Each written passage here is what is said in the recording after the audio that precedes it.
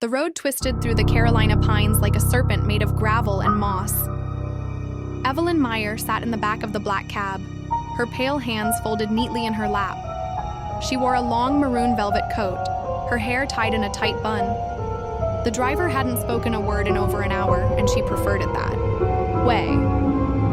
Outside, the sky had turned to bruised gray. Fog clung to the treetops like cobwebs. The sign at the roadside was crooked, rusted, and barely legible. Hollowmarsh Estate, private property. The cab slowed, tires crunching against the gravel path. As they neared the towering black gates of the estate, Evelyn's gaze remained fixed ahead. The cab halted. The driver hesitated before speaking. "This is it, miss," he said, his voice uneasy. "Are you sure someone's waiting for you?" She didn't answer. She stepped out, leather boots pressing into soft soil, the sharp scent of pine and rain-heavy earth washing over her. The driver stayed in the cab, watching her through the rearview mirror. Evelyn walked up to the gates and touched the iron bars. Cold, familiar. Then, with a low groan, they creaked. Then, with a low groan, they creaked open. No one pushed them. No wind blew. The driver started the engine and reversed away quickly, tires spitting gravel in panic. Evelyn did not turn to look. She was home. The estate loomed before her like a sleeping beast, sprawling and shrouded in decay. The once majestic Hollowmarsh Manor was now veiled in black ivy and time-worn rot. Windows were shuttered or shattered, and the grand tower leaned ever so slightly, as if drunk on sorrow. Evelyn walked the path she hadn't walked in over a decade. In her mind echoed the voices of the past. "I love you, Evelyn. You don't belong here. This is not your future." She had once believed that love could change the world. She had once believed Adrian, the man who had promised her forever, the man who had married another, and then watched her drown. The front doors of Hollowmarsh were still painted black, their silver handles worn down by centuries of hands. She reached for the handle and paused. Her reflection in the cracked glass pane stared back. Older, quieter, colder. She turned it. It opened with a sound like a sigh. Inside, darkness welcomed her like an old friend. The grand hall was exactly as it had been the night she died. Dust lay thick across the crimson carpets. Chandeliers hung like skeletal remains. Portraits on the walls were slashed or crooked. Above the fireplace, a single photograph had survived time's cruelty. Evelyn and Adrian, young and laughing. She walked past it without a glance. Evelyn moved like a shadow through the manor. Her steps left no trace. The library door opened easily, its hinges protesting weakly. Books lined the walls from floor to ceiling, many warped by time and water. But she knew what she was looking for. Behind the third shelf, she found it, a narrow staircase descending into the cellar. She took a deep breath and began her descent. The air grew colder. The scent of mildew and old wine hung heavy. Cobwebs clung to her sleeves.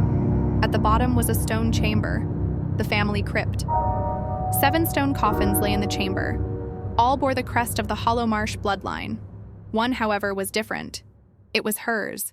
The stone lid bore her name, Evelyn Mire, 89, 1911. Taken by the river, forgotten by love. But the coffin was empty. She stepped closer, brushing her fingers across the engraving. Her voice broke the silence. They buried a lie. And then, a whisper. Evelyn. She turned. From the shadows stepped a girl. No older than 10, dressed in a white gown, her eyes glowing faint blue. "You shouldn't have come back," the girl said. Evelyn smiled coldly. "I never left." The girl's face twisted. "They're watching."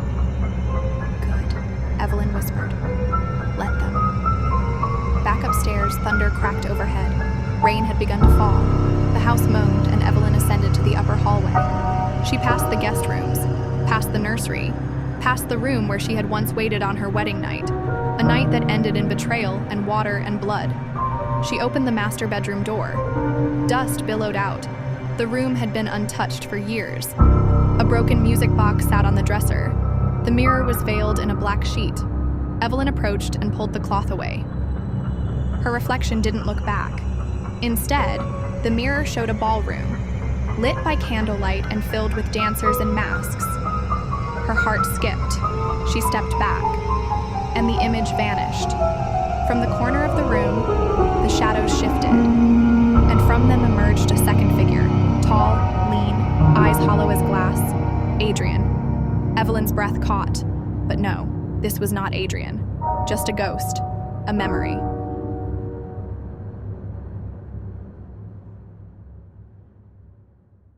The figure smiled, lips black as coal. "You remember, don't you?" It hissed. Evelyn didn't flinch. "I remember everything." And then she whispered a name not spoken in the house for years. Seraphine. The name echoed through the manor like a spell, and the candles in the hallway flared to life. From below, the piano began to play. A waltz. Her waltz. The one he had promised to play on their wedding night. The one he played for another. Evelyn walked out of the room and down the grand staircase. The house was coming alive. Paintings bled from their frames. Windows opened and shut with force. Voices whispered her name. She stood at the foot of the stairs, arms outstretched.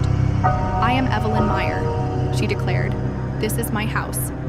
This is my love. And this is the beginning of my revenge." The house answered with thunder, and in the tower above, something screamed.